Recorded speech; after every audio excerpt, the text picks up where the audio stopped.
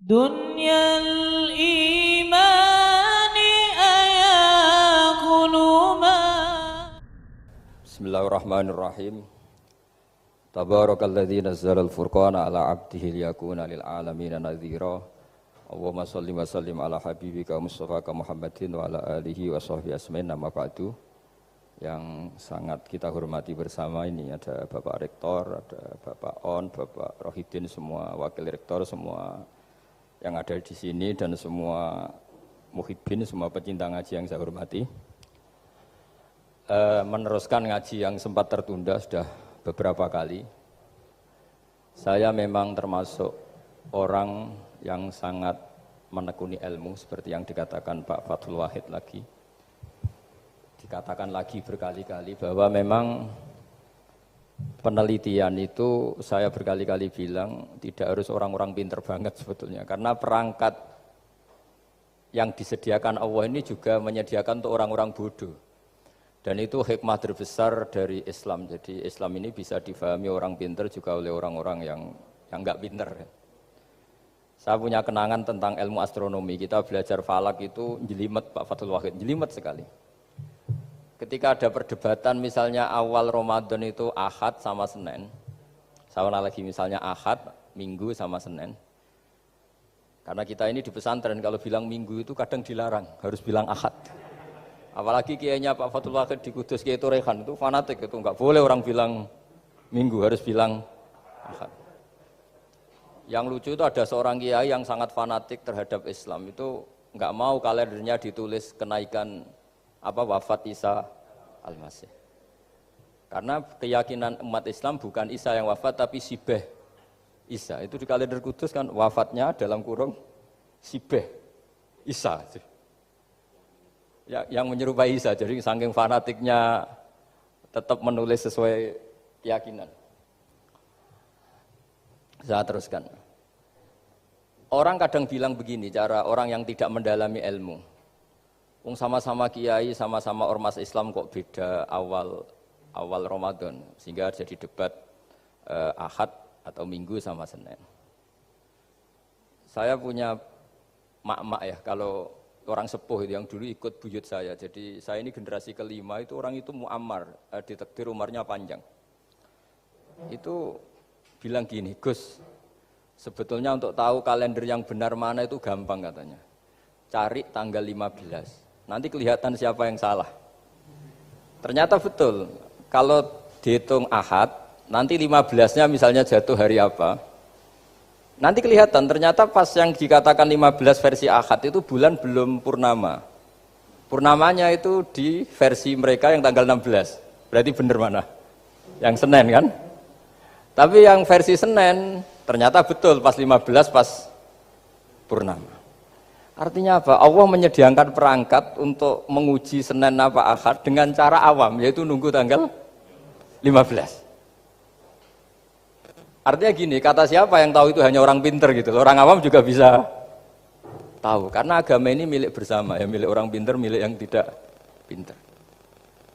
Sehingga dalam pola-pola Islam, di antara madhab Syadzili, madhab Thariqah Naqsyabandiyah, itu beliau di antara kampanyenya gini, kata Thariqah Naqsyabandiyah, Thariqah kami ini yastawi fistifadatiha ar-rijalu wasibyan.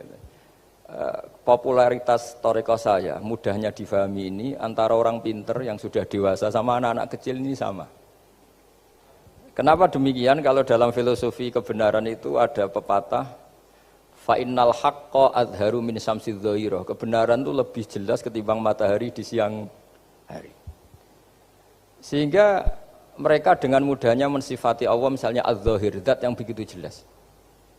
Kenapa Allah begitu jelas? Karena ulama dulu cara, kalau dalam bahasa pondok mensifati, menstatuskan. Alam raya ini maujud. Maujud itu ada. Di mana-mana sesuatu yang ada itu ya diciptakan oleh yang ada. Masa tidak ada kok menciptakan yang ada. Sehingga mereka tidak pernah tertarik sama faham komunis, ateis, bahwa alam ini dimulai dari ketiadaan. Pertanyaannya adalah bagaimana sesuatu yang tiada menyebabkan yang ada. Sehingga ulama dulu pinter, sifat wajib itu apa? Wujud. Karena alam raya ini kadung wujud, kadung maujudat, maka Allah harus wujud. Berhubung wujudnya Allah itu wujud penyebab, harus kodim atau harus awal. Masa penyebab datangnya terlambat dulu yang jadi efek dari penyebab itu. Sehingga mereka dengan gampangnya mensifati Allah az-zahir, zat yang begitu jelas. Sehingga Imam Sibawayh ahli nahwu itu juga mengenali Allah lewat teori nahwu. Beliau bilang Allah itu siapa? Allahu a'raful ma'arif, zat yang paling mudah dikenali. Nah sehingga tadi seperti yang dikatakan Pak Rektor, sebetulnya perangkat ilmu seperti tadi menemukan bulan itu diantaranya ditemukan kalau bulan tuh nggak rata itu ya lewat teori gambar karena sekian jarak punya akibat sekian, punya misalnya kita melihat gunung kelihatannya indah, padahal di situ ya ada lubangnya, ada pohon yang tertebang, ada pemandangan yang nggak indah, tapi gara-gara dilihat dari jauh semuanya indah. Maka disarankan orang yang baru nggak suka istrinya terus melihat dari jauh, tinggal minggat lah kira-kira. Kalau ditinggal minggat 2 bulan itu mesti cinta lagi itu, kan fungsinya baru kelihatan itu. Tapi kalau dekat terus tuh mesti sama neknya lah kira-kira gitu, sama mangkelnya. Sehingga itu ya dipakai teori juga dalam silaturahim. Di agama terkenal ada pepatah zuruhibban tasdad hubban. Jadi ya jangan sering ketemu, nanti kamu gampang cinta. Kalau sering ketemu ya gampang bosen lah kira-kira seperti itu. Nah, kemudian teori-teori awam ini dikembangkan. Yang awam, jadi dulu orang menemukan matahari itu besarnya kayak apa, rembulan besarnya seberapa, itu dilihat setiap kita melihat mobil itu jarak 1 kilo masih kelihatan sekian meter, nanti kalau 2 kilo berkurang sekian senti, kalau 3 kilo berkurang sekian senti, terus dikalikan ya kira-kira seperti itu. Kalau rembulan masih kelihatan segede itu berarti kali sekian pengurangan tadi, terus ditemukan. Makanya kita Pak Fathul Wahid yang di pesantren yang memang serius ngaji, itu di situ ada ilmu falak, itu ditemukan sebelum ada teknologi. Jadi kita tahu gerhana itu lamanya berapa, terus yang kena gerhana sisi mana, terus itu dihitung. Karena dari dulu sains, ilmu itu di atas teknologi. Jadi kalau keyakinan kita di pesantren, teknologi itu hanya menyumbang nggak sampai 30%. Jadi orang bisa menemukan pesawat misalnya itu karena melempar batu, kalau masih ada tekanan batu itu tidak akan jatuh. Padahal batu itu tidak ada mesinnya, asal ada tekanan dia tidak jatuh. Terus dihitung, kecepatan berapa yang menjamin sesuai itu tidak jatuh. Hanya ditemukan pesawat, meskipun mau landing harus tetap banter, karena kalau tidak banter jatuh. Itu dihitung, artinya dari sains dulu, baru ditemukan teknologinya untuk gimana supaya tetap kecepatan sekian itu ketika mau landing. Nggak boleh pesawat direm, kalau direm ya jatuh, karena tadi seperti batu dilempar, dia nggak jatuh ya kalau masih ada tekanan. Sehingga instrumen itu ditemukan juga di bab tauhid. Saya punya kitab namanya Hasyiatut Turmusi, dikarang ulama top Indonesia, namanya Syekh Mahfud At-Turmusi. Itu beliau cerita, Imam Al-Amudi itu ulama top, tapi dia itu unik, tiap ngajar santrinya itu ngajar matematika, ngajar ilmu eksak. Terus ditanya, sampai muridnya itu ragu, ini guruku masuk surga enggak, ini kiai kok hanya ngajar matematika. Ya kira-kira ngajar, ya seperti mahasiswa jenengan kan, ini rektor masuk surga enggak, ngomong teknik terus gitu loh. Tapi gurunya kayaknya enggak terima, diudhoni santrinya itu enggak terima, karena beliau seorang wali. Murid-muridnya itu bermimpi. Ini penting saya ceritakan, mungkin agak aneh di dunia kampus ya, di bab ini. Kalau dalam teori kita, Pak On itu, mimpi sama nyata, melihat itu otoritatif mimpi. Ini yang agak aneh di ilmu pesantren. Jadi melihat jenengan langsung dengan mimpi itu otoritatif mimpi. Karena mimpi, ru'yal mukmin dijamin oleh Rasulullah sama dengan 46 juz'un minan nubuwah. Jadi persennya itu besar sekali, 46% dari juz'un minan nubuwah, otoritatifnya. Nah tentu tidur yang benar. Logikanya gini, kata-kata kitab-kitab menjelaskan. Orang kalau melihat langsung itu pasti terpengaruhi oleh cinta atau tidak cinta, senang atau tidak senang, sedang butuh apa enggak. Jadi kalau saya sedang butuh dengan Pak Rektor itu melihatnya dengan penuh harapan. Tapi kalau saya sakit mau mati itu senang lihat dokter karena ini harapan, Rektor nggak ngefek gitu kan gitu. Tapi kalau saya politikus ngelihat ketua partai itu lebih respect ketimbang melihat dokter. Jadi gara-gara banyak kepentingan ini melihat itu nggak pernah jujur gitu. Nggak pernah jujur. Jadi kebodohan manusia justru karena melihat itu kalau dalam teori kita.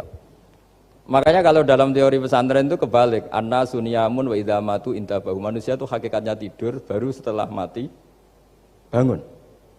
Misalnya kita di dunia nganggap uang itu penting, harta itu penting, jabatan penting. Setelah kita mati ternyata yang paling penting itu hanya sujud.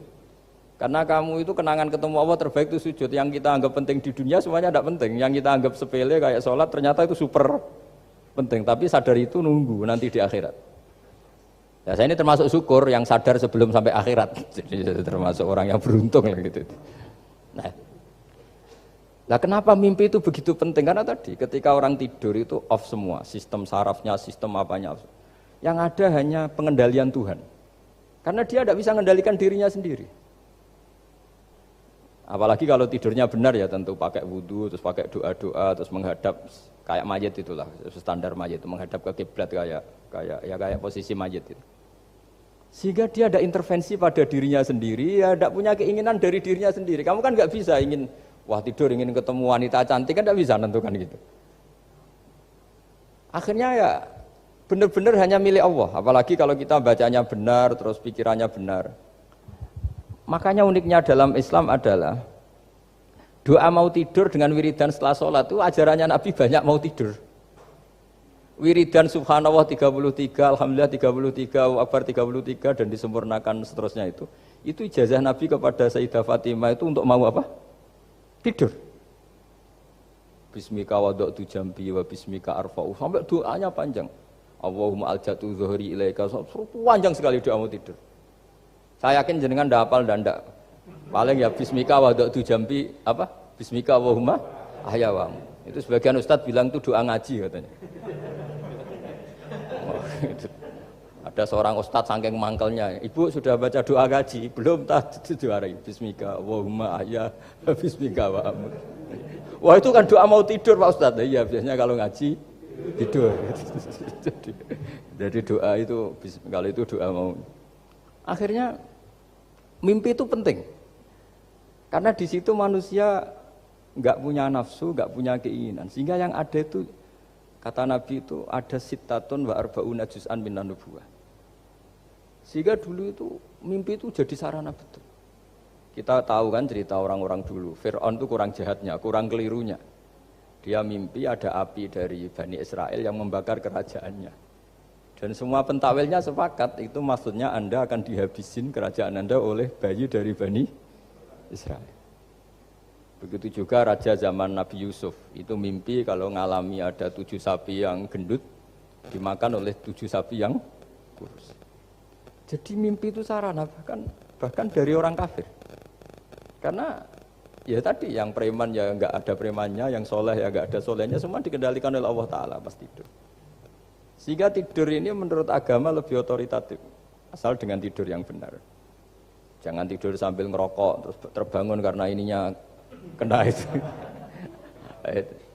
Nah, cerita-cerita unik begini kalau tidak orang pesantren itu tidak tahu. Karena ini memang khas pembalikan satu fakta yang diyakini orang banyak. Sehingga ulama dulu itu cerita, ini saya teruskan. Imam Amudi itu akhirnya murid-muridnya mimpi. Mimpi di situ tanya, Pak Ustadz, Anda masuk surga enggak ketika hidupnya hanya nerangkan matematika? Oh iya, saya bahkan enggak sekedar di surga. Malaikat dikumpulin Allah untuk mendengarkan presentasi saya ngajar matematika. Jadi kata dia cerita, Allah bilang gini ke malaikat, hei para malaikatku, kenapa kamu iman sama saya? Ya karena saya melihat engkau ya Allah, melihat kekuasaan engkau. Tapi imannya orang ini itu melebihi iman kamu. Wah ya tidak bisa, saya melihat engkau langsung, ini tidak melihat engkau langsung. Kenapa begitu yakin seperti yakin kita? Oh iya. Terus Imam Amudi, silahkan ajari matematika. Imam Amudi mulai ngajari matematika. Terus beliau ngajari ya sederhana. Angka 2, 3 sampai ribuan sampai jutaan itu bin nisbat ilal wahid nisbatun wahidah, yaitu nisbatul far'i ilal asli. Hanya ngajar itu toh. Dunia ini apapun banyaknya variannya, apapun banyak makhluknya, itu semuanya adalah nisbatul far'i ilal asli. Angka 2 ya cabangnya 1, 1 juta ya cabangnya 1, semua itu dimulai dari 1. Jadi di mana-mana hitungan itu dimulai dari 1.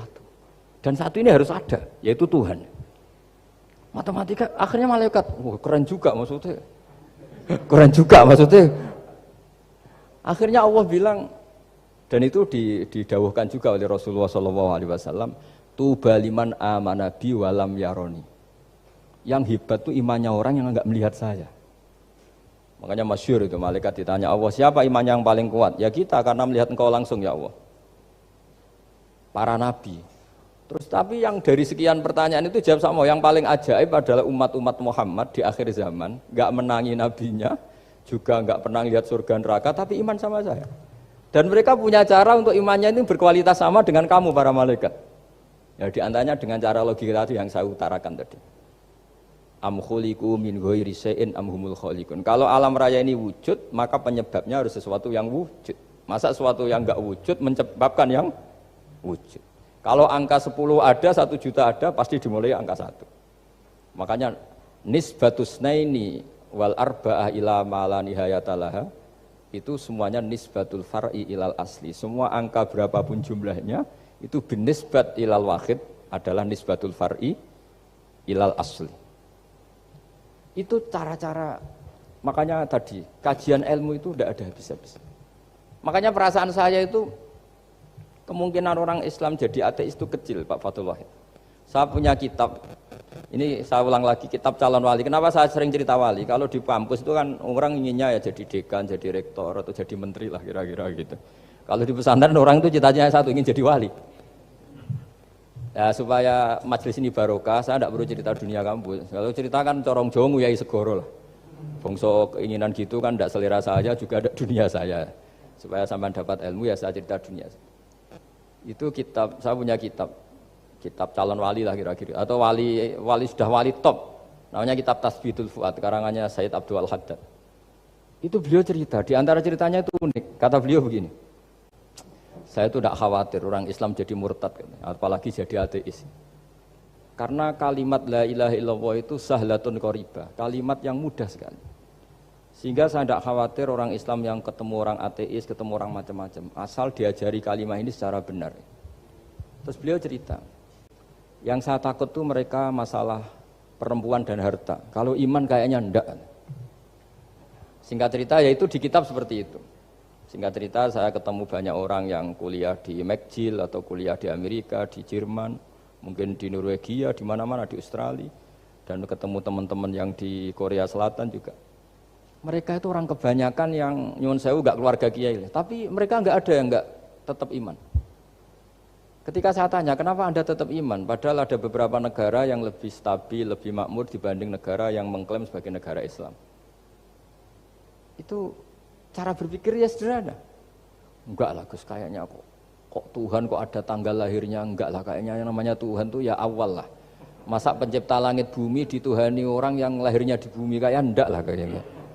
Jadi ya berpikir sederhana. Padahal ya kurang ajarnya Masya Allah. Anak ini ya dugem ya macam-macam, tapi kalau ditanya disuruh yang lain nggak mau dia. Enggak lah, kayak yang benar tetap Islam. Karena kalimat ini, yaitu tadi eksistensi Tuhan tadi, eksistensi Allah itu, la ilaha illallah itu kalimatun sahlah, kalimatun qoribah, kalimah yang begitu mudah difahami. Kenapa mudah difahami? Misalnya kita ngaji, Tuhan itu siapa? Yang menciptakan langit dan bumi. Dengan misalnya perbandingan Tuhan itu siapa? Yang lahir di bumi tahun sekian. Enak mana cara kita menerima itu? Kan keren yang menciptakan langit dan bumi. Tuhan itu siapa? Yang ada sebelum langit dan bumi. Dengan misalnya Tuhan adalah yang lahir di bumi. Keren mana? Nah, bayangkan kalau kita punya Tuhan Fir'aun. Sudah mati jadi tontonan kan, terus gak keren maksudnya punya Tuhan kok seperti itu. Nah ini yang katanya Sayyid Abdul Haddad, kalimat ini sahlatun qoribah. Sehingga kalimat ini pula yang kita dilatih, la ilaha illallah kalimatu haqqin alaiha nahya wa alaiha namut wa alaiha nub'ats atau wa biha nub'atsu insyaallah taala minal aminin. Nah, saya sebetulnya tadi datang itu tidak ingin menjelaskan ini, tapi tadi kata Pak Fathul Wahid, ilmu itu kalau dikaji tambah hari tambah mudah, karena perangkat untuk menemukan bulan itu misalnya enggak rata itu gampang sekali. Pakai teori pemandangan ya bisa, pakai teori gambar juga bisa. Kalau teori pemandangan tadi, kalau kita bisa melihat mobil 2 meter masih kelihatan 2 meter, itu dengan jarak berapa masih orisinil seperti itu. Tambah jauh, tambah tidak kelihatan, tambah jauh. Nah ternyata setelah 5 kilo misalnya tidak kelihatan. Berarti untuk jumlah 2 meter hilang per 5 kilo. Nah berarti kalau bulan masih kelihatan segitu, berarti jarak kita dan bulan kira-kira sekian kilo itu bisa dihitung, itu tanpa teknologi. Makanya sebetulnya teknologi itu nyumbang itu nggak sampai 30%. Yang paling banyak ya sains tadi, pengetahuan itu yang kayak tadi orang menemukan pesawat itu kontribusi terbesar tetap pengetahuan. Misalnya pesawat dari bahan ini kalau kecepatan sekian kena angin pecah enggak, tetap pengetahuan yang menopang itu. Teknologi kan paling mengantar supaya pesawat kecepatan sekian didorong mesin sekian dengan apa begitu. Nah, pesantren seperti kita ya, saya ini dididik Mbah Mun, dididik bapak saya, buyut-buyut saya, kiai. Itu sekali alim, yang alim betulan, itu ya alim betul. Ya karena memang yang repot nih yang agak-agak dukun itu ya ribet itu. Penting rambutnya gondrong, terus terkenal gak pernah mandi, terus nanti ada orang tertentu tertarik minta doa, ini yang ribet ini, susah ini sertifikasinya susah ini karena. Tapi kalau kita ini di pesantren yang coro sertifikasinya jelas. Jadi berani jadi Gus harus bisa baca Mu'in gitu, berani jadi Kiai harus bisa baca Wahab. Aturan mainnya jelas kalau di ini. Yang repot tuh yang sebagian itu aturan mainnya tidak jelas. Terus promosinya itu pernah datangi menteri loh, pernah datangi, wah ya ribet kalau ukuran keren tuh didatangi apa? Menteri atau pejabat. Saya teruskan ya, karena ilmu itu harus menyelamatkan kita sampai di depan Allah Subhanahu wa Ta'ala. Nah, ketika kita menyifati Allah itu az-zahir, zat yang begitu jelas. Itu kalau kita kan kok begitu jelas padahal nggak bisa dilihat, terus kita sendiri tidak pernah melihat. Tapi eksistensi Tuhan sebagai Tuhan, yaitu al-wajibil wujud, itu jelas sekali karena nggak mungkin suatu yang wujud diciptakan oleh yang tidak wujud. Kenapa harus awal? Masa pencipta datangnya terlambat? Terus juga harus bakok itu abadi atau al-akhir kalau dalam bahasa Quran. Masa zat yang superior kemudian kalah sama yang diciptakan. Berarti nanti ada kekuatan besar yang mengalahkan Tuhan. Ya kan ya aneh, kekuatan ini dalam kendalinya kemudian Allah kalah kan tidak mungkin. Makanya disebut al-akhir. Allah pasti tidak ada yang mengalahkan. Terus diantaranya lagi disebut qiyamuhu binafsihi. Kalau dalam bahasa Quran disebut al-qayyum. Zat yang berdiri sendiri.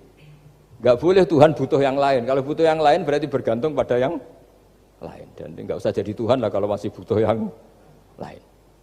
Sehingga karena kekuatan ini, saya ulang lagi, karena kekuatan ini, ketika anak-anak mahasiswa kuliah di Jerman atau di Swiss, di negara-negara yang lebih bahagia ketimbang negara yang mayoritas Muslim, itu mungkin mereka tertarik sama sistem negara itu karena ada jaminan sosial ini. Tapi nggak pernah tertarik sama Tuhannya negara itu. Karena dihitung-hitung tadi Tuhannya mesti keren kita gitu.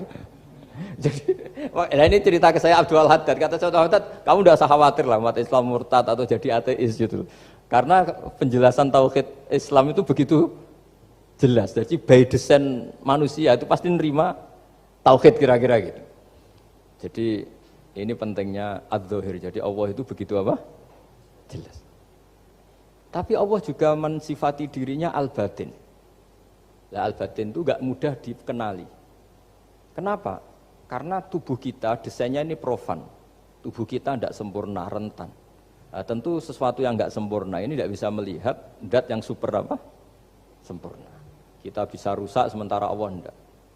Nah, karena alasannya tubuh kita ini didesain untuk rusak, maka di surga itu keyakinan para ulama orang bisa melihat Allah karena desain tubuhnya sudah dirubah dari desain profan menjadi keabadian. Sehingga di sini terus ada kelayakan melihat.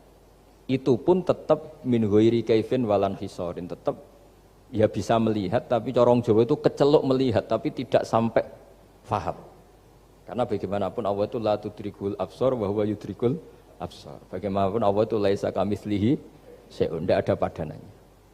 Jadi makanya Allah punya sisi adz-dzahir bisa dikenali sekali. Kenapa? Ya tadi nisbatus naini wal arba'ah ila ma la nihayatalaha itu nisbatul far'i ilal asli. Saya punya kitab Pak Fathul Wahid, diajar Mbah Mun dulu, kitab Al-Husunul Hamidiyah. Itu yang ngarang itu ya kayak kelihatan ngawur, tapi ngawurnya orang alim. Jadi di situ ada gambar, gambarnya itu enggak jelas. Mungkin pengarangnya juga enggak bisa gambar kayaknya. Wah bulat, benang bulat ada, gambar gunung ada, gambar yang tambah ngawur ya banyak sekali. Gambarnya itu enggak ada yang jelas. Tapi dari enggak jelas itu beliau bilang gini, gambar yang bulat ini, yang enggak jelas ini, tetap kamu punya rumus kan, itu dimulai dari satu titik. Mbok gambar gedung tingkat 5, mbok gambar hutan ada harimaunya, tetap dimulai dari satu titik.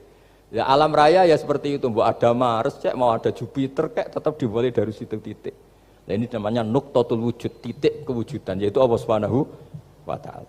Sehingga ketika kita ngaji, ketika di pesantren dulu, penjelasannya adalah Al-Quran maknanya dipadatkan di Fatihah, Fatihah dipadatkan di Bismillah, katanya Bismillah dipadatkan di titiknya ba.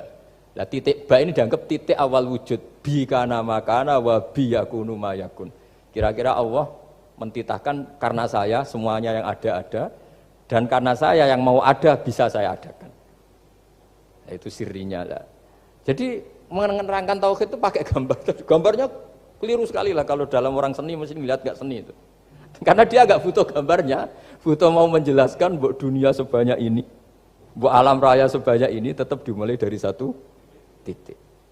Nah, sehingga di sini ada tauhid qul huwallahu ahad, Allahus samad, tak terus ya. Nah, saya mohon lewat penjelasan ini ya, baik orang yang ahli teknik maupun ahli medis, ahli apa saja, tolong latihlah memberi penjelasan yang mudah, sehingga agama ini mudah dicerna. Sehingga kalau ini dijelaskan cara mudah, beragama itu jadi gampang. Makanya ciri utama agamanya orang-orang baik itu satu, man radiya billahi robba. Radiya itu senang banget. Kenapa senang banget? Karena memang agama ini nyaman, indah. Jadi datang dengan kebenaran yang mudah dicerna. Coba kalau agama ini datang dengan cara misalnya gini, kamu harus menuhankan ini. Dan kita tahu itu lahirnya di bumi. Kan ada yang ganjel. Kok Tuhan sama buminya dulu, buminya ini gimana ini? Kan pusing. Buat Anda profesor nggak bisa jawab itu. Tapi kalau Tuhan itu adalah yang ada sebelum langit dan bumi, kan ya iyalah, masa Tuhan terlambat datangnya, kan terus enak gitu, menerimanya itu. Makanya di antara kekalahan Fir'aun berdebat, ya Nabi Musa ya Nabi lah, juga proses ya. Nabi Musa ketika ditanya Fir'aun, wa ma rabbul alamin, Tuhan kamu itu siapa? Jawabnya Nabi Musa, rabbus samawati wal ardi, yang menuhani langit dan bumi. Itu Fir'aun masih bisa ngeles. Saya jalan-jalan kemana-mana, yang dituhankan saya, berarti yang Tuhan ya saya dong. Ma'alim tulakum min ilahin apa? Ghairi, kata Fir'aun. Soal Tuhan kamu di langit, begini kata Fir'aun. Haman dipanggil, Haman bikinkan piramida yang paling tinggi, saya ingin melihat Tuhannya Musa. Musa bingung kan? Padahal kalau naik piramida nanti Fir'aun pun tidak bisa melihat Allah kan? Wong yang Nabi yang kiai aja gak bisa melihat, apalagi Fir'aun. Padahal celakanya ketika dia tidak melihat Allah, dia akan mengatakan Allah itu tidak ada, ribet kan? Itu penjelasan tentang Tuhan ini sebetulnya sudah absolut lah. Rabbus samawati wal ardi, Tuhannya langit dan bumi. Tapi itu gak ngefek, di perdebatan gak ngefek. Yang ngefek adalah ketika Musa bilang gini, Rabbukum wa rabbu abaikumul awwalin, sing nuhani buyutem. Wah kaget pengawal-pengawalnya langsung do iman meskipun secara siron, secara rahasia. Iya, nah, Quran pangeran berarti buyute ra di pangeran. Kan pangerane putune berarti buyute wah ribet kan? Ya kalau Fir'aun Tuhan, bapaknya tambah Tuhan kan, mbahnya buyutnya. Akhirnya kata pengawal Quran, geblek tenan Fir'aun. Artinya apa? Kadang argumentasi yang sudah benar, yaitu Tuhannya langit dan bumi kan ya benar lah. Tapi itu tidak ngefek, di perdebatan tidak ngefek. Yang ngefek adalah ketika Rabbukum wa rabbu abaikumul awwalin, yang nuhani nenek moyang kamu.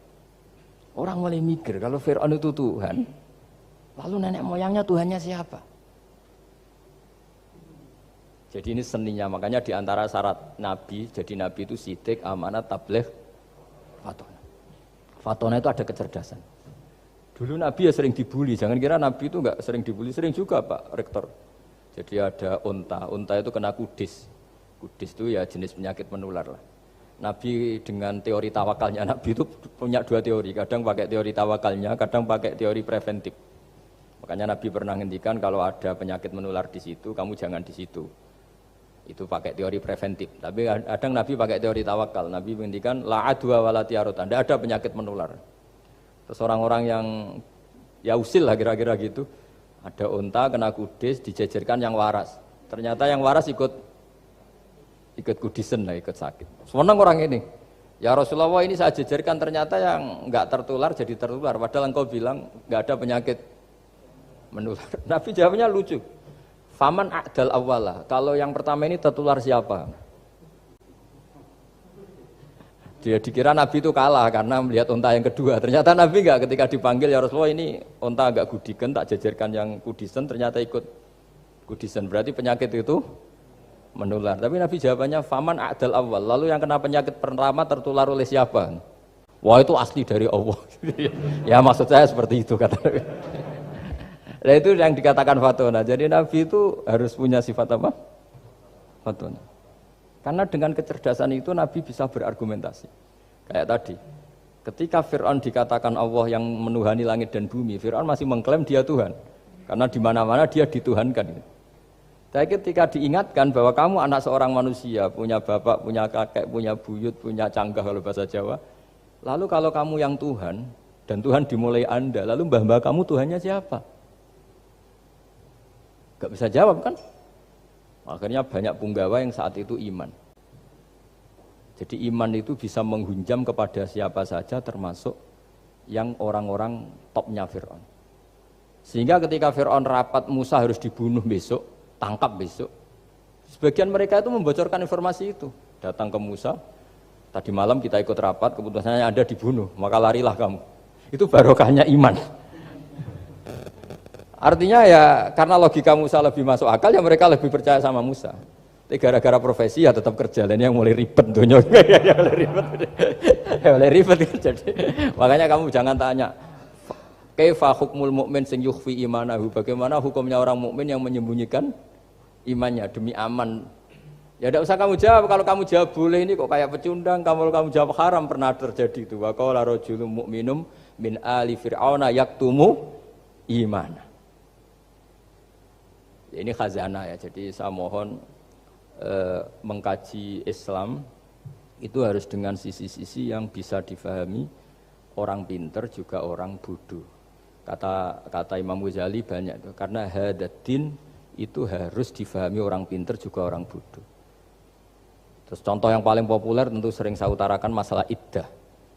Iddahnya orang terceraikan itu 3 kali masa suci. Kalau menurut Abu Hanifah 3 kali masa haid. Orang pinter tahulah kalau perempuan sedang haid, menstruasi pasti sedang tidak hamil. Sehingga kalau dia sudah haid 3 kali ada kepastian tidak hamil. Kalau tidak hamil artinya apa? Enggak ada sperma dari zaut awal, suami pertama yang jadi anak dia. Padahal tujuan iddah adalah nanti kalau di hubungan suami istri sama suami kedua jelas anaknya suami kedua.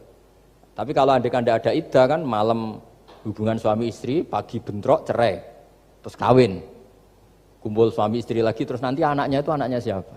Kan nggak jelas. Kalau sampean bisa klaim lewat DNA, DNA juga mungkin secara ilmu objektif Pak Rektor. Masalahnya juga bisa disuap kan? Saya sering dibantah orang-orang itu. Wah Gus DNA itu otoritatif karena gini-gini nggak mungkin bohong kamu. Ya DNA-nya nggak bohong, pegawainya bisa disuap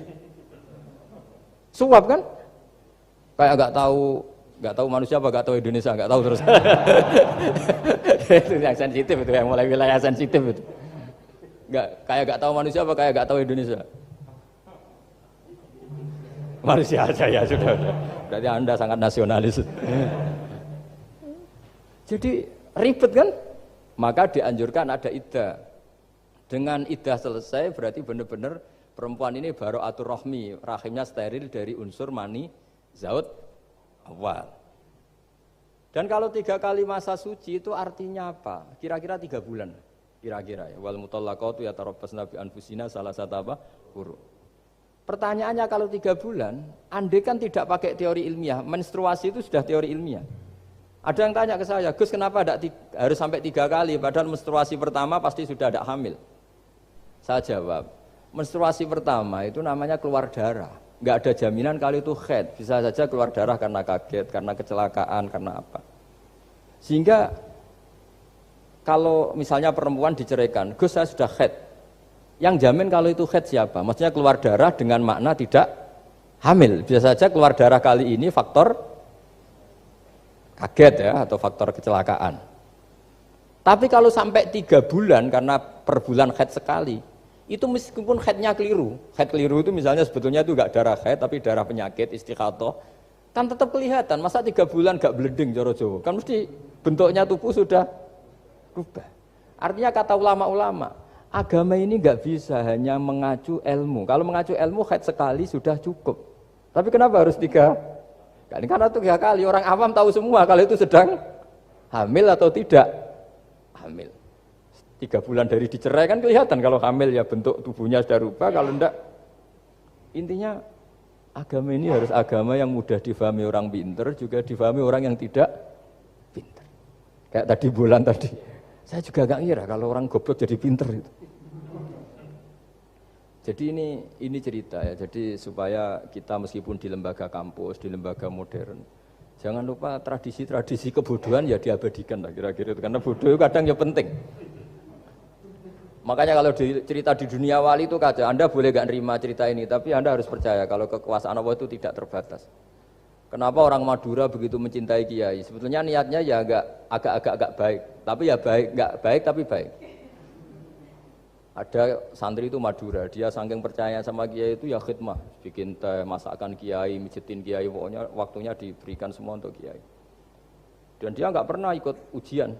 Apalagi ujian kelulusan disertasi dokter nggak pernah dia. Kalau sekolah nggak pernah ikut ujian. Sudah ya saya ridho jadi orang bodoh, sementing ikut jenengan. Suatu saat orang ini mati, kiainya tuh pusing, waduh mati. Nah, ini di dalam alam mimpi itu, kamu boleh nggak percaya, nggak wajib percaya memang. Ini kan ada akidah, jadi tidak wajib percaya. Ditanya sama malaikat, Marabbuka, Tuhan kamu siapa? Jawabannya lucu, malaikat kamu itu gimana? Di mana-mana tanya sama orang pinter, orang bodoh kok kamu tanya? Pusing kan malaikatnya. Di mana-mana namanya tanya, itu ya sama orang pinter. Masa orang bodoh ditanya? Yang bener aja kamu.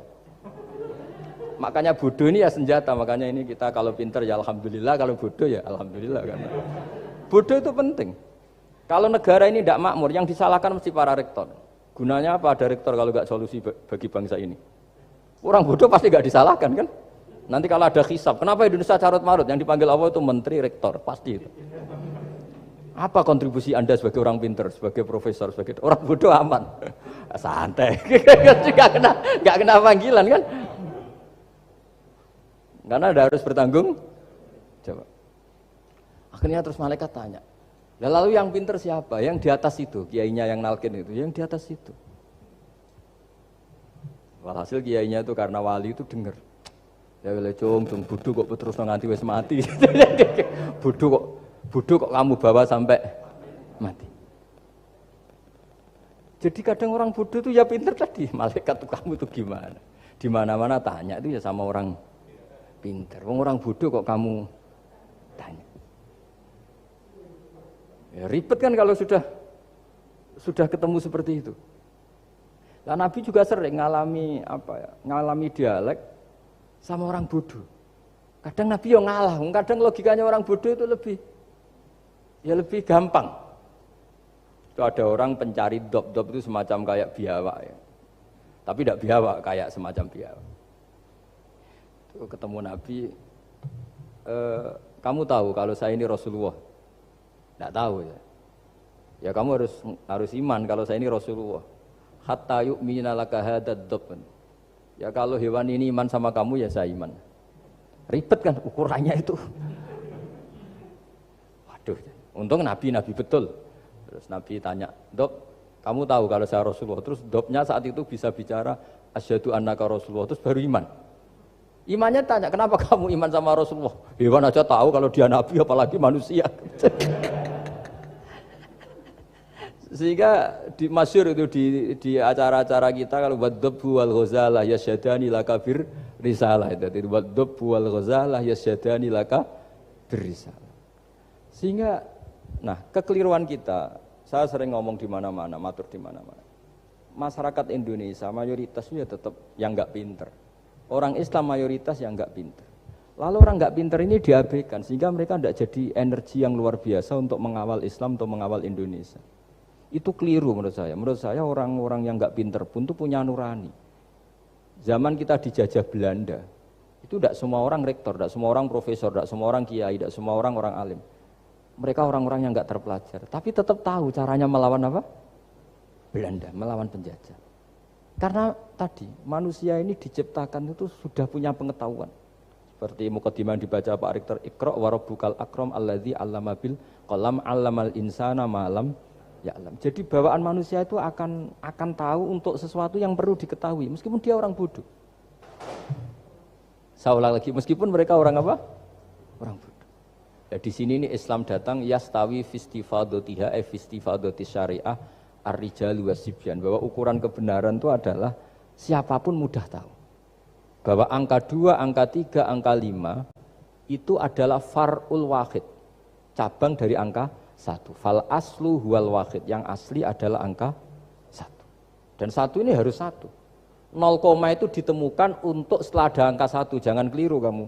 Tanpa ada angka 1 tidak ada 0, 0, ada gunanya kalau ada 01. Misalnya ada orang bilang, tapi kan ada 0,5, tetap saja harus ada angka 1, nggak bisa. Kamu bayangkan 0,5 kan karena ada 1. Artinya apa? Kamu bilang separuh dari 1. Tapi itu pun karena sudah ditemukan aljabar. Makanya kalau dalam matematika Arab, mungkin di sini banyak orang eksak. Kalau matematika Arab itu mudah sekali Pak On. Orang Arab itu nggak mau bilang 2,5. Misalnya zakatnya tijarah itu 2,5. Itu kan kalau kita zaman SD kan garap porogabit. Itu orang Arab nggak mau. Saya pernah cepet-cepetan garap matematika, yang ahli matematika sama saya, itu cepet saya. Karena saya pakai matematika bodoh. Justru itu gampang. Kalau orang Arab cara berpikir gini, kalau bilang 2,5 itu rubu'ul usur. Apa? Rubu'ul usur. Dari rubu'ul usur gini, 1/4 dari 1/10. Jadi misalnya 100 1/10-nya berapa? 10. Setelah 10, 1/4-nya berapa? 2,5. Jadi bertahap, rubu'ul usur. Sehingga misalnya gitu, 1 juta kan angkanya nolnya kan 6. Kalau kamu porogabit 2,5 kan kuweselan kayak porogabit. Kalau orang Arab gampang, 1 juta 1/10-nya berapa? 100, 1/4-nya 25. Berarti 2,5-nya 1 juta 25.000. Orang Arab bilangnya rubu'ul usur. 1/4 dari 1/10. Jadi di 1/10-kan dulu baru di 1/4. Jadi lebih cepat. Sampai pakarnya tanya, Gus kok bisa gini? Wah, aku anak kiai ngawur ya. Saya ini, makanya banyak orang pesantren itu pintar matematika. Sebetulnya matematika model, ya sebetulnya kayak agak model bodoh itu. Tapi itu gampang, orang awam gampang. Kalau kita kan enggak, misalnya zakatnya zuruk, zakatnya tanaman itu 1/10 atau 1/20. Kalau orang Arab enggak mau 1/10 atau 1/20, berarti kalau 100 ton atau 100 pintal berarti berapa? 10 atau 5 kan? 1/10-nya 100 berapa? 10.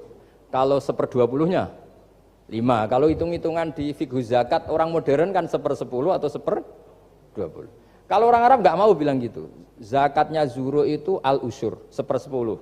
Berarti per 100 ton misalnya 10. Atau nisful usur, separuh dari 1/10. Jadi nggak mau bilang 1/20, usur atau nisful usur. Gampang mana coba? Ya kan, usurnya kan 10. Kalau nisful usur 5 atau 1/20. Daripada gawe porogapit, wah seruat. Jadi kita ini yang kelihatan goblok matematikanya ya pinter juga gitu. Meskipun ya tetap goblok karena tidak nekuni gitu. Sehingga di pondok itu ya dulu diajarkan faraid, falak itu ya gampang sekali karena memang hitungan Arab gitu. Kalau bilang 2/3 itu sulusani apa? Jadi 6. 2/3-nya 6 berapa? 6 sulusnya berapa? Sepertiganya? 2. Nah, sepertiga itu sepertiga 2 kali. Berarti berapa? 4. Ya, 6 itu 2/3-nya kan? Pokoknya bahasa Arabnya sulusan, kalau orang terjemahnya berapa? Kalau orang 2 kali sepertiga, Pak. 2/3. Sulusan itu 2/3. Nah, itu kalau orang Arab bilang enggak 2/3, sulusani. Sepertiga 2 kali. Jadi 6 di sepertiga dulu 2. Nah 2 itu 2 kali. Berarti berapa? 4. Jadi itu. Nah Quran itu ya kira-kira gitu. Jadi kelihatannya goblok, tapi itu pinter itu. Yang porogabit kelihatannya pinter, tapi tidak pinter. Ukuran orang pinter yang mempermudah yang sulit. Jangan mempersulit yang mudah kan gitu. Makanya saya bilang ini yang pinter yang mana itu. Nah, saya kembali lagi ke tadi. Jadi agama ini datang dengan sebegitu mudah. Sampai matematika yang katanya sulit, itu matematika Islam itu mudah sekali. Karena tadi, misalnya kalau 1 miliar zakatnya 2,5% berapa? Kan pusing kan? Tapi kalau kamu pakai teori rubul usur 1 miliar, usurnya 100 juta. Seperempatnya 25 juta. Berarti per 1 miliar. Gampang mana coba sama ngomong itu? Nanti ada yang nyeleduk, gampang kalkulator Gus. Ya ribet lagi kan kalau kalkulatornya pas hilang. Atau pas dipakai anaknya belajar daring, ribet kan HP-nya. Jadi ini cerita ya, jadi seperti yang dikatakan Pak Rekro tadi, sebetulnya ciri utama ilmuwan atau ulama atau profesor atau dokter itu usahakanlah yang mudah itu, yang sulit itu menjadi apa? Mudah. Yuridu wa bikumul yusra wa la yuridu bikumul usra. Sehingga kata Imam Alamudi, dia menjadi wali besar itu justru karena belajar tauhid. Yang dari belajar matematika tadi, dari matematika, dia tahu bahwa angka berapapun jumlahnya itu binisbat ilal wahid, itu semuanya nisbatul far'i ilal asli. Semua itu cabang dari satu. Alam ini kayak apa besarnya, apa Mars, ada Jupiter, tetap semuanya nisbatnya ke Allah adalah nisbatul far'i ilal asli. Semua itu diciptakan oleh pokok yang satu, yaitu Allah Subhanahu wa ta'ala. Saya kira demikian. Assalamualaikum warahmatullahi wabarakatuh.